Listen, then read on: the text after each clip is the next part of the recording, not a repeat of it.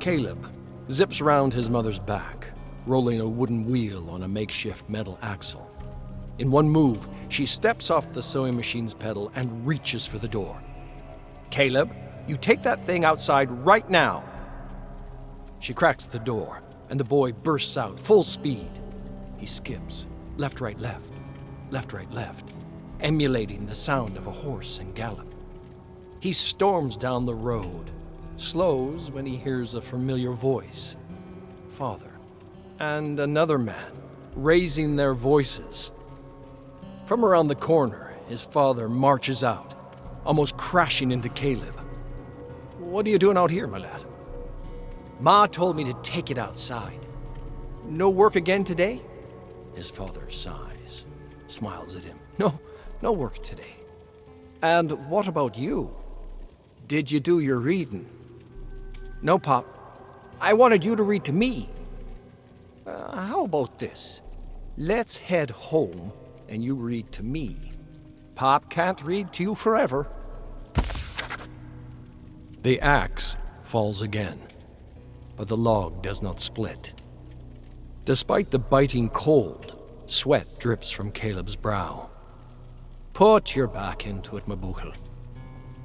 Caleb glances at his father, exasperated.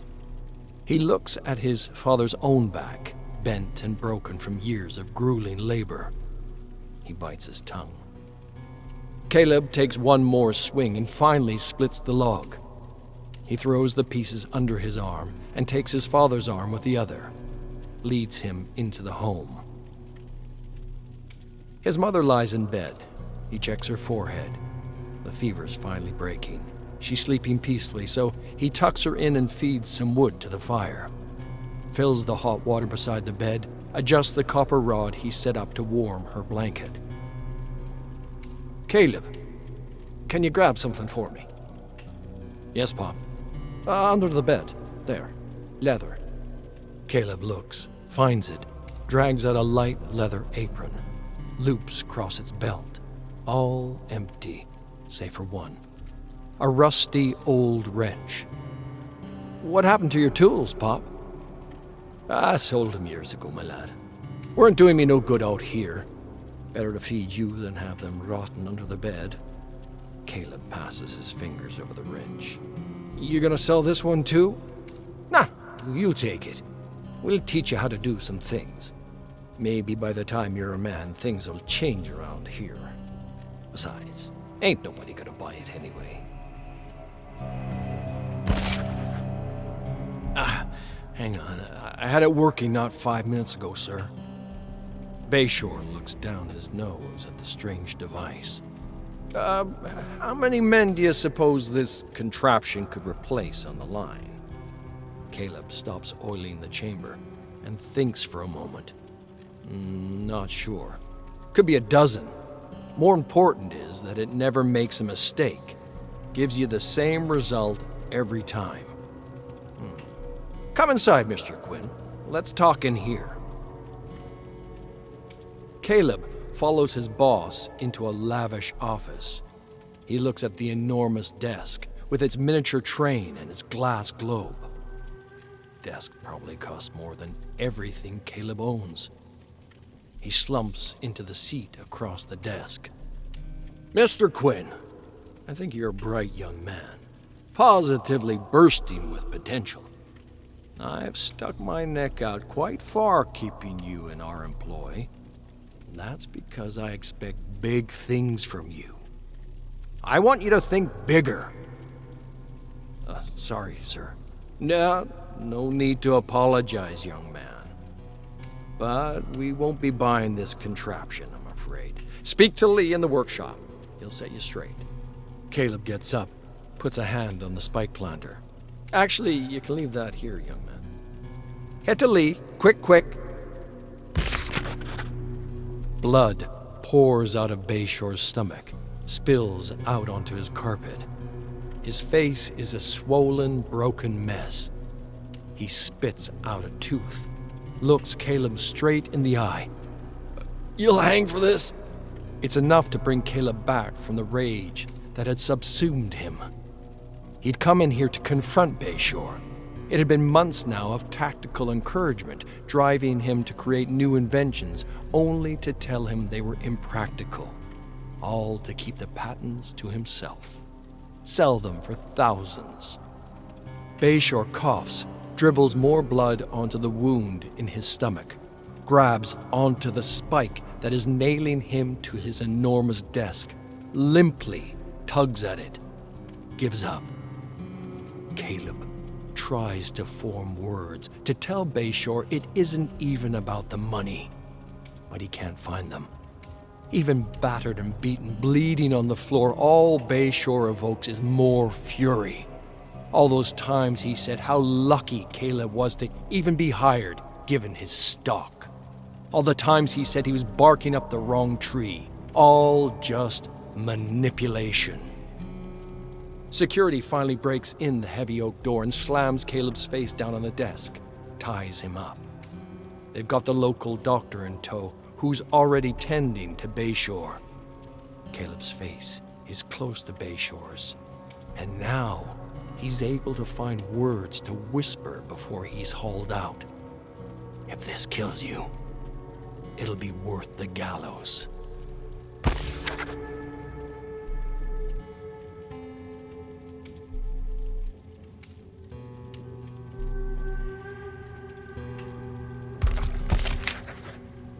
You're kidding.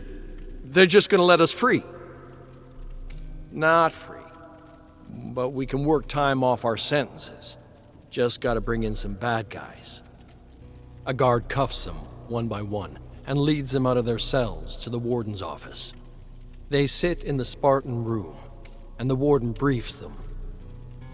A month off each your sentences for each man you bring in. I want 'em alive.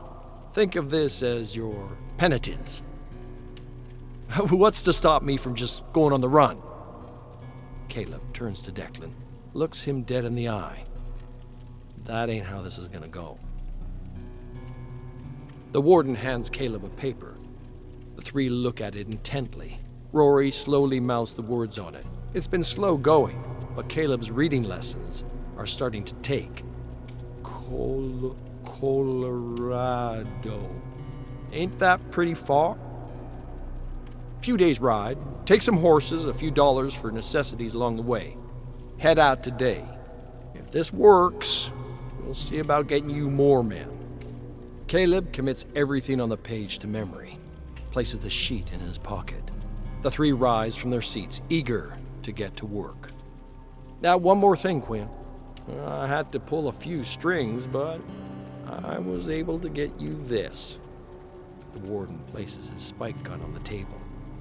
Declan looks at it and is barely able to stifle a laugh.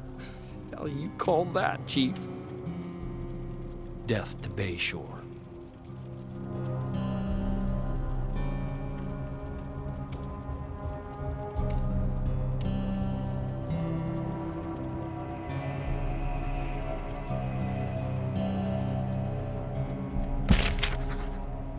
The Hellshire gang rides behind him, uncharacteristically quiet, even Declan. It had been many days on the road, and they were exhausted. The mountain paths are unapologetic, but this has to be the place. The main street's empty. Bunch of them are at the local theater, which is raucous with laughter and song. Rest of them probably got reasons to hide. Caleb ties his horse at the local saloon, Rory and Declan close behind. They feel the weight of dozens of eyes as they enter the establishment. They sit at the table closest to the door. Rory looks at Caleb, his eyes pleading. Just one drink. Caleb closes his eyes and shakes his head. Business first. You folks visiting or just riding through? Caleb looks at the barkeep, a frail man with a pencil mustache. Just a quick stop, I hope. Maybe you can help make it quicker. He conjures the crumpled scrap of paper from his pocket. Rodrigo Sandoval. Skipped out of town on a debt. Bartender takes one look at the name on the poster, sees the massive weapon on Caleb's back, goes stark white. He gestures subtly to a table in the back. Caleb stands and approaches the table. 3 men play cards, while the other 2 sit back in their chairs. "Which one of you is Sandoval?" A couple of the men reach for their guns, but they've already got Rory and Declan's pistols trained on their heads. None of them talk. No need for this to get bloody, fellas. Supposed to take him alive. The one in the middle leaps out of his chair and tries to tackle Caleb, tumbles over him clumsily, rolls to the floor and runs for the door. Rory and Declan let loose on the other men, killing them before they can even put a hand on their guns.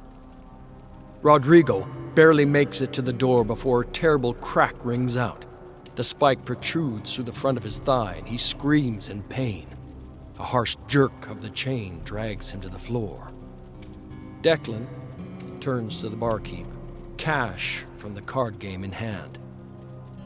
"Don't suppose you got any victuals for the road?" Caleb and Rory ride to the edge of town through the carnage and viscera, the radiance of a full moon their only light. They find an appropriate place, quiet, nice view, small cactus growing nearby. Caleb hands Rory a shovel, and the 2 start digging at the hard, dry earth. The sun pokes over the horizon as they finish digging. Caleb places Declan's shattered, perforated body in the grave. They cover him and place a small marker on top, a pile of sturdy rocks. Rory coughs, perhaps from all the gunpowder, perhaps choking back tears. His voice comes out even smaller than normal. "Should we say something?" Caleb looks down at the fresh grave. Never was good with words. That was Declan's thing. The 2 stand in silence for a moment. Caleb counts in his head how many men they've lost. 7. No. 8. Since the Hellshire gang had grown, it was hard to keep track. Not anymore, though. Declan's body was the only one he could even find enough of to bury. A cool gust of wind passes over the site, pushing the last of the night's chill, making room for the sun to bake the earth again. A paper blows in, catches on Rory's leg. He grabs it, picks it up, tries his best to read it. "Hey, Chief, this say what I think it says?" Caleb reaches for the paper and reads the headline out loud. "Henry Bayshore purchases Hellshire Penitentiary." Every muscle in his head starts to clench and burn. His hand trembles as he grips the paper, punching his thumb through the picture of Bayshore. "Saddle up. We're riding out."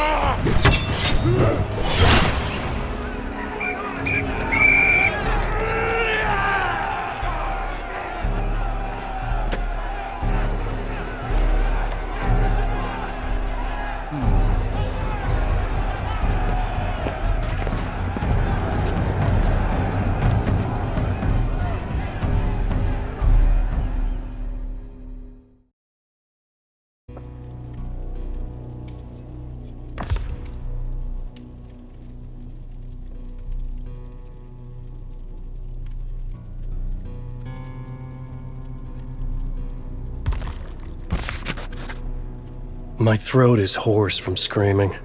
I pace my writer's room back and forth. I know its measurements intimately. The typewriter stares at me from atop the writing desk. The blank page in the roller mocks me. I'd throw that thing through the window if I could.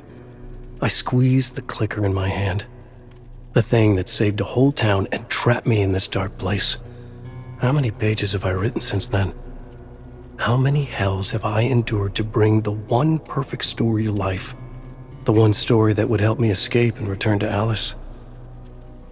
I remember Alice walking into the study, placing a cup of coffee next to the typewriter, kissing me on the cheek, saying goodnight. Alice. The memory is like sand on the beach being devoured by the tide. With each ebb and flow of the waves of time, I lose more and more of my past. Alice walking through the door with a bottle of champagne to celebrate my first book deal. Her eyes so full of pride. Her eyes. What color were her eyes? When the waves take away my last few grains of sand, when there's nothing left to remember, what will be left of me? I grasp at the grains of sand I still have. Alice, my books, my apartment in New York City, my vacation to Bright Falls, and Night Springs. Yes, I was a young, scrappy writer when I was hired to work on Night Springs. One of my first episodes was about a heroic escape. I put my characters through such danger, their escape felt so triumphant. Get to the typewriter, get to work. This is the one. I just need to remember the story exactly as I wrote it so long ago. Then I'll be free. The clack of the keys is a familiar refrain. It brings comfort and torment in equal measure. I type the name of the episode upon the blank page. Dead of Night.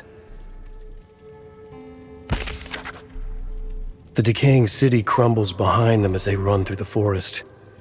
Their exodus from the city was not easy. The fog closed in on them. They had to get out. They were pursued by the very thing they had summoned. Only 4 of them had made it out alive. But home was still so far away, across realms, in another dimension, and all they could do was run. Eloise grips Darren's arm, holding it tight around her shoulder. The dread had hurt him badly, and he'll bleed to death if they don't find a way home. Adrian urges the group onward. Further into the forest, the trees grow thick around them, and Michelle yelps as a branch whips at her arm. The trees stand shoulder to shoulder, forcing the group down a single path through the forest.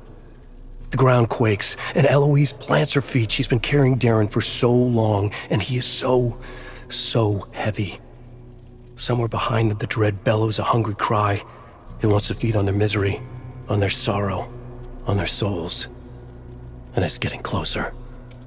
Alan Wake watches as his characters struggle for a way out. He can't see one. The trees stand shoulder to shoulder, flanking a path that ends in a wall of billowing fog, and the sight of it turns Alan's stomach. Keep them away from the fog. No matter what, keep them away from the fog. Adrian gasps and points in the direction they came. A twisting, writhing silhouette blocks what little light remains in the sky. They all watch helplessly as the dread approaches, getting closer and closer, until... I sit back in my chair looking at the words on the page. It's always been a pain in the neck to format a script on a typewriter. But there it is, my episode of Dead of Night, just as I saw it. I remembered every detail of the script perfectly. The strangers who found themselves in a dead city in a world of eternal night, the crumbling ruins, the dread emerging from the ground, the chase, the forest, the wall of fog. The thought of the fog sends a shiver through me. I could remember all of it, all except for the ending. I clench my fists and look down in my lap. The ending. The ending.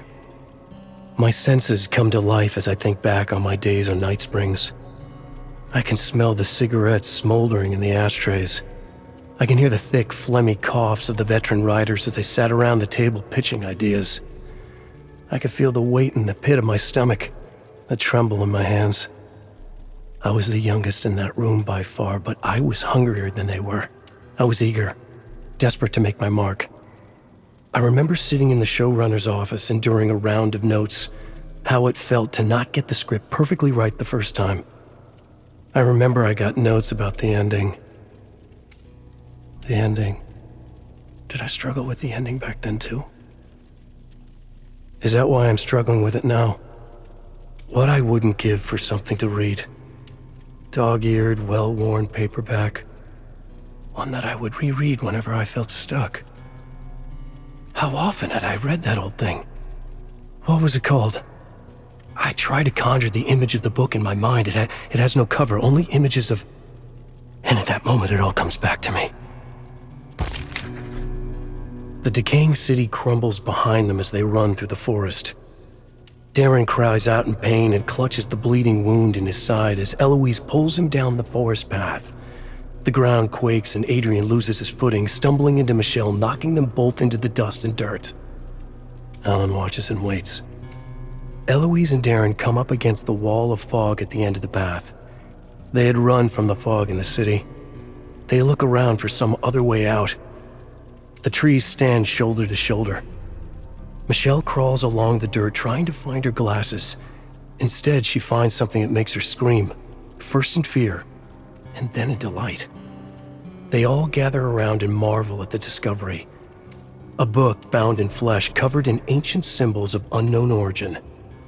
The dread's bellowing grows louder. Michelle flips through the book, squinting, trying to read the symbols. She has knowledge of the arcane. She knows the book can help them escape. She just has to find the right incantation and read it aloud, all without her glasses. Adrian gasps and points in the direction they came. A twisting, writhing silhouette blocks what little light remains in the sky. They all yell now, begging Michelle to read faster. Her fingers stop on a page. She doesn't know if it'll work, but she must try. She reads aloud the words, the language cutting through the air like rusty blades. As she speaks, a great blue orb appears around them, growing larger and larger until it explodes. And then...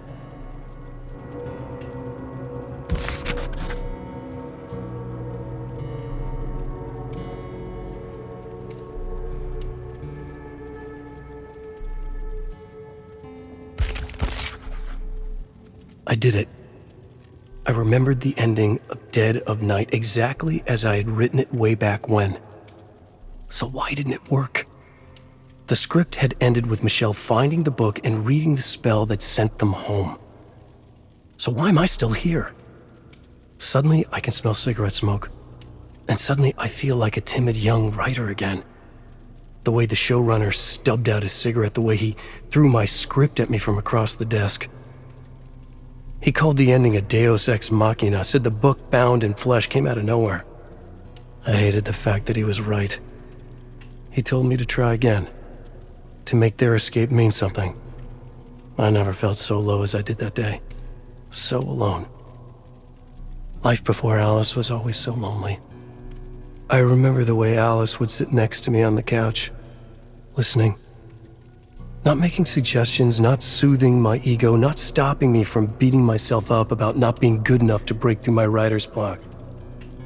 She would just sit there, with me, listening. I remember the way she would hold my hand. It was all she needed to do to calm me down, to slow down my racing heartbeat, ease the tightness in my chest, and open my mind to... I stopped dead in my tracks. Even now, Alice is helping me. I have the ending. I really have it this time. The decaying city crumbles behind them as they run through the forest. Eloise pulls Darren down the forest path, and he cries out, clutching the bleeding wound in his side. The ground quakes, and Adrian and Michelle stop each other from falling. They come to the end of the dark alley, and Alan quivers at the sight of the wall of black fog. The trees stand shoulder to shoulder. The dread bellows as it gets closer. Alan knows what he must do to finish the episode. It's the same ending that went on the air years ago. He had celebrated that night with his friends. Which friends? And he had felt 10 feet tall, an actual writing credit on Night Springs. Adrian gasps and points at the dread's twisting and writhing silhouette. They've tried to find any way out, but there is none. Except for the wall of fog. The showrunner had shaken my hand and flashed that crooked grin of his. It was the first time I really felt like a writer. Eloise takes Michelle's hand, and she takes Adrian's. Eloise helps Darren cross the threshold of the fog, and she follows. Then Michelle. Then Adrian. They walk through the fog and vanish from sight. The end. Almost. The dread slithers down the path, bellowing louder than ever. Alan grits his teeth. He's running out of time, and he knows it. The wall of fog is calling to him now. Cold sweat beads on his forehead. This must have been how Eloise, Darren, Michelle, and Adrian felt. Trapped, with only one way out. But where would that way lead? One last memory about his time on Night Springs came clear as a bell. He made sure the script ended on an ambiguous note. Where did the ominous fog lead? The real world? Or something worse altogether? Alan stands before the fog, trying to peer through. He knows he must act quickly. The dread will be upon him at any moment. But I have to be sure. I need a sign. The single speck of light flickers so suddenly, so brightly through the fog that Alan almost starts at the sight of it. A light in the dark. The light had always been there for him ever since Alice went missing in Bright Falls. The light had been his guide, his savior. And here it is again. Alan reaches out to touch the fog. It's warm and inviting, like Alice's hand is warm in his. His racing heartbeat slows down. The tightness in his chest relaxes. "Come on," she says with a smile. "Let's go for a walk." And for a brief moment, she's there. Alan can feel her next to him as he crosses the wall of fog. He feels the sun on his face. A miracle in itself. Tears of joy well up inside. It's too much. And it slips away. Alan slips away. And fog turns to shadows.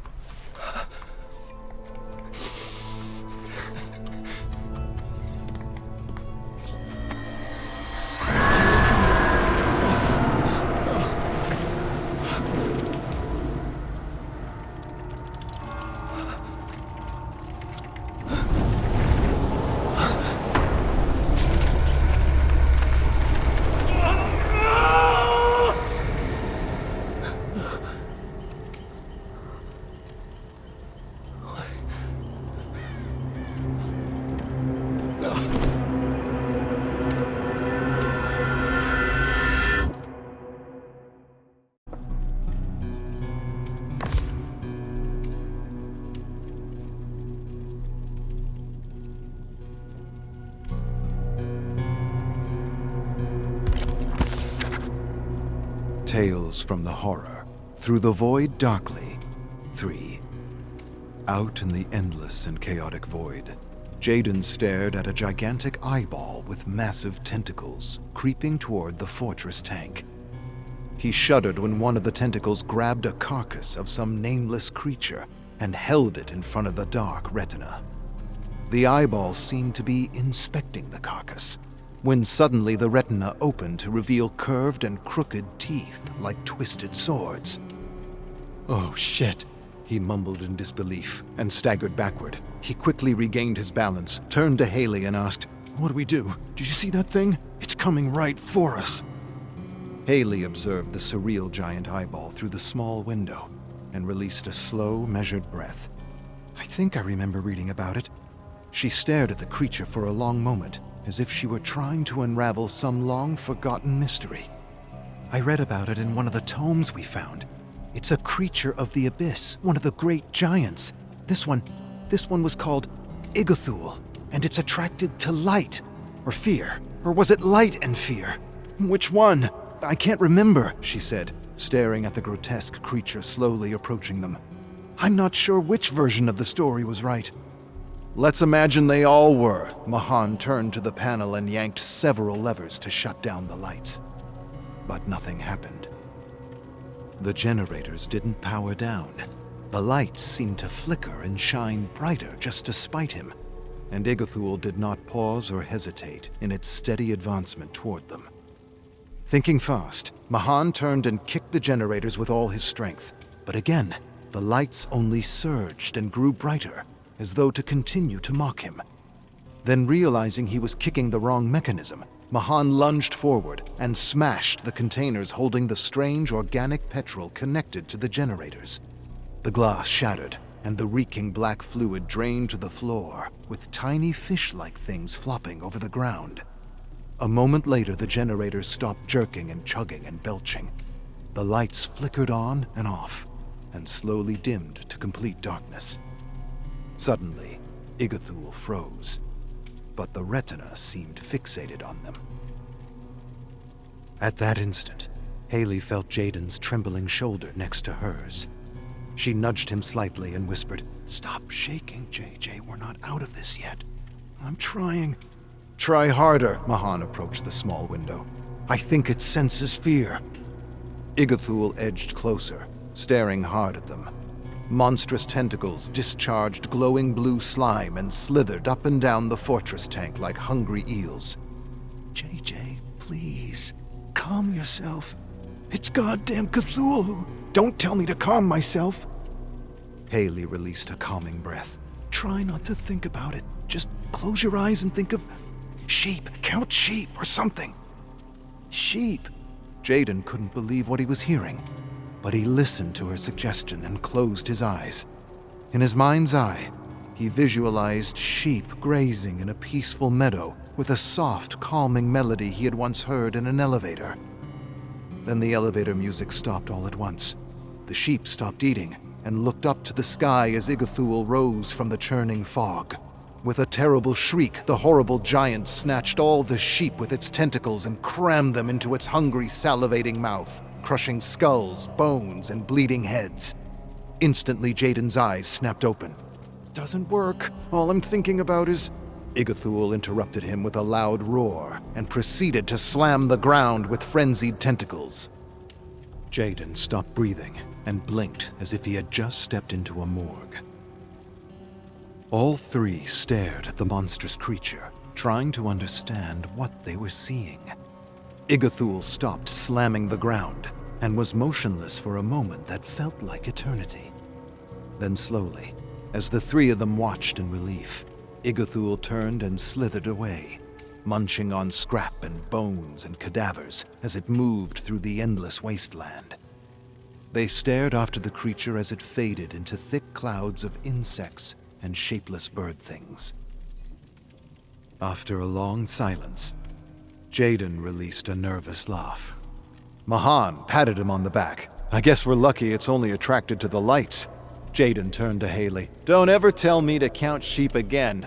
Haley's face broke into a smile, and she was just about to laugh when she heard strange things crying like newborn babies in the thick black muck that had drained from the containers.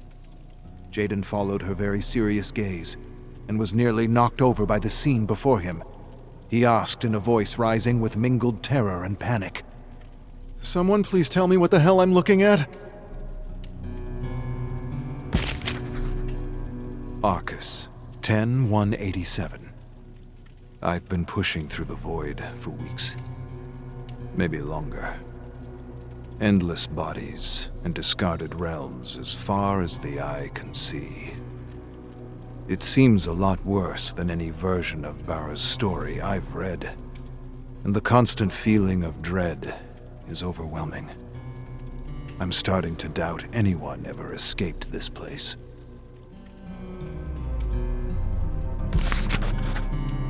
Arcus 732. A lawyer offers Dwight millions to settle with the company. He tells them he'll settle if he gets a letter of apology for hiring and enabling a known abuser. They scoff at the request. They would rather give millions of dollars than apologize. Dwight turns down the offer, and I must admit this is something I didn't expect from him.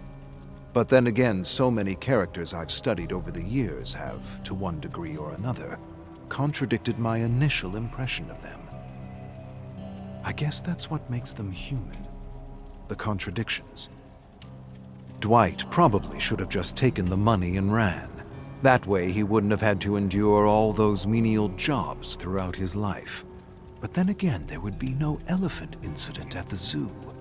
Nor would there be the coyote incident when he worked as a roadkill collector.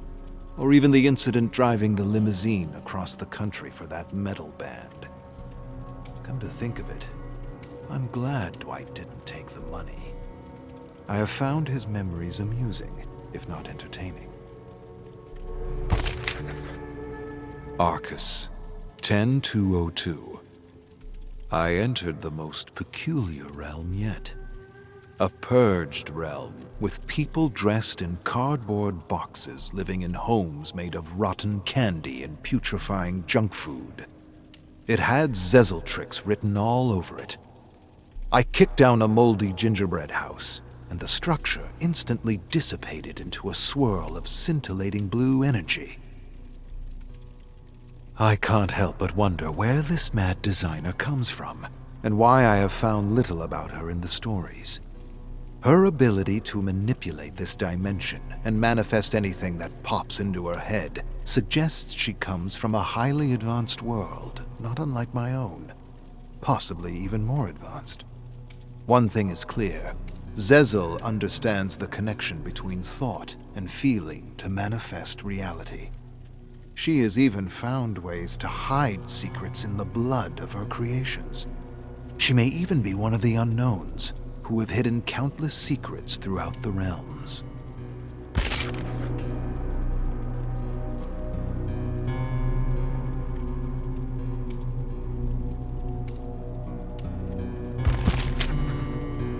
Arcus 42. Those who are referred to as the unknowns have journeyed through this old one, hiding secret knowledge within the realms in strange ways. It is said that this knowledge is hidden in the fog, in the buildings, and even in the blood of creatures. It's hard to make sense of what they mean. What is clear is the unknowns seem to be able to travel throughout realms with relative ease. The ability to move between realms alone would be a secret worth having, even if I would have to skin one of those horrific creatures lurking around in the fog. The Magnificent Maurice, 2. I ended up in a peculiar circumstance. Somehow I found myself in a collapsing barn, locked in a stable covered in rotten hay. I shared the stable with several other horses, some crazy pigs and dogs. I was to be the till horse, but I was still too young, and my legs just weren't ready for that kind of work. The farmer used to strap me to this cold metal contraption that dug into my skin, and I'd pull or get beaten or have the dogs unleashed on me. Well, that wasn't so fair. And one dog got real smart with Roy, an old horse with the best jokes you ever heard. And Roy kicked that dog right in the teeth. Shattered them so he couldn't use them against me or any other animal. Even broke his neck bones. Farmer Joe whipped Roy until his arm got tired, and Joe collapsed on account of all the shine he had been guzzling down. Farmer Joe got into a rhubarb over everything, and we all got our share of thrashings. Mean, no-good buckethead, that one. But he got a taste of his own medicine in the end. I was watching the whole thing from a crack in the stable. All I remember is seeing Joe thrashing my friend Betty and screaming at the dogs to help him give her pain. She was tired and cold, and I was thinking that the dogs shouldn't go after Betty, but Joe. And the funny thing was, after I thought that, the dogs did nothing. Absolutely nothing. And he was getting more and more upset. Then he turns his whip on the dogs, and then I did it. I wished one of them dogs would just teach him a lesson. Before I knew what was what, one of the dogs turns on Farmer Joe and bites his leg and rips out a good meaty chunk of flesh. Now Joe yells and shrieks and tries to stand, but the dogs surrounded him and pounced, and the yells and shrieks turned to gurgles, and the gurgles soon turned to silence. Then one of them dogs comes and frees us all. As I made my way outside, I heard a series of gunshots and yelps. Suddenly, all the animals went off in every direction, to the dirt road, to the meadow, to the river, and I galloped off to the forest. I rushed through trees and bramble, and only stopped when I felt I was being followed. That's when I turned to see a litter of pups following me. I told them to scram and go find their mommy. I shooed them away and continued through pools of shadow and light. But every time I glanced back, there they were, stumbling over bushes, logs, or trying to hide from my angry gaze. I told them to quit following me. That was that. Saga of the Red Crane, Secrets of the Unknown. Saku whispered words of caution to Maurice as they rode through the cobblestone streets of a medieval village. An incandescent red moon hung boldly in the sky, casting an eerie glow over clusters of crumbling stone homes. Small cooking fires flickered throughout the village, with pots of blood boiling in the dark. Crimson blood and other fluids drained from a heap of bodies, stacked up and left to ferment. In the piles, she recognized several members of the Black Serpent clan, ripped and mangled and half devoured by maggots, chewed and rotting remnants of men and women, just like she had read in one of the tomes. This was the place. This was definitely the place. Black Serpent disciples had come here, searching for the hidden secrets of the unknowns to transcribe to their scrolls, and they had somehow met their demise at the claws of fanged creatures she didn't want to think about. Vampires.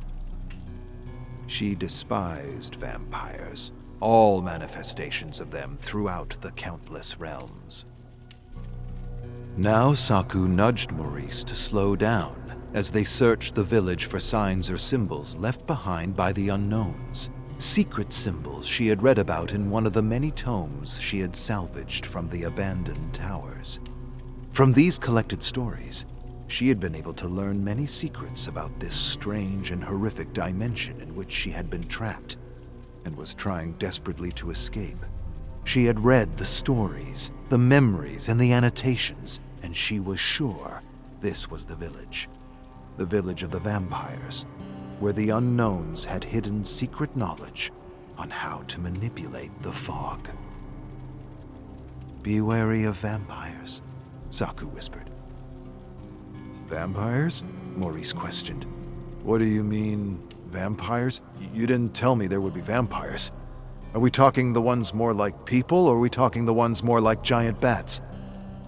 "The ones more like beasts. Beasts with wings." Jeez, we're in a rhubarb now. I hate... A sudden shriek interrupted his words as massive winged creatures with glinting razor-sharp teeth came hurtling at them from the shadows. In a blinding blur of speed, Saku leapt into the sky, her blade gleaming as she sent claws, limbs, and heads tumbling to the ground. When she landed, she didn't have time to think. She didn't even have time to breathe. Deadly claws swished over her head as she evaded wild attacks and countered with strategic swipes that left her assailants in pieces. Then she turned to see Maurice kicking and charging a vampire twice his size. Instantly, she charged toward them as the last remaining vampire smashed Maurice against a stone wall. The vampire hissed at Maurice, and then suddenly turned to face Saku with its glowing red eyes. Saku slowed to a stride. Her eyes held the glare of the vampire as it tried to intimidate her with a roar, but with a flash of her blade, the roar was choked with a vicious thrust of cold steel. Blood gushed out like a geyser as the vampire collapsed to the ground, clutching its throat. Saku shook droplets of blood off her katana as she watched the vampire issue its last breath. Then she looked around the village, wondering where the unknowns may have hidden their secrets. She didn't see any markings. She had no idea. But she knew that they hid knowledge in so many different ways, it was hard, if not impossible, to keep track. It was at that moment Saku had an inspiration and remembered a detail from one of the stories she had read. Squatting, she used her blade to flay the skin off the vampire's arm, and though she expected to see luminous symbols in the fat and flesh, she saw nothing. With a sigh, she stood to peer at a cluster of homes in the thickening fog. Maurice came up beside her and was just about to speak when she lifted a silencing finger. She could sense something was amiss. Gazing ahead, she listened to sounds only her keen ears could have caught. The scraping of claws on stone, the faint chattering of teeth, the rattle of a stone under a foot, and the murmurings of vampires communicating in their strange language. Taking a small step forward, she realized the first attack had just been a test. Instinctively, Saku held her katana at the ready as she looked deep into the shadows. When she lowered her gaze, the vampires attacked, but not fast enough.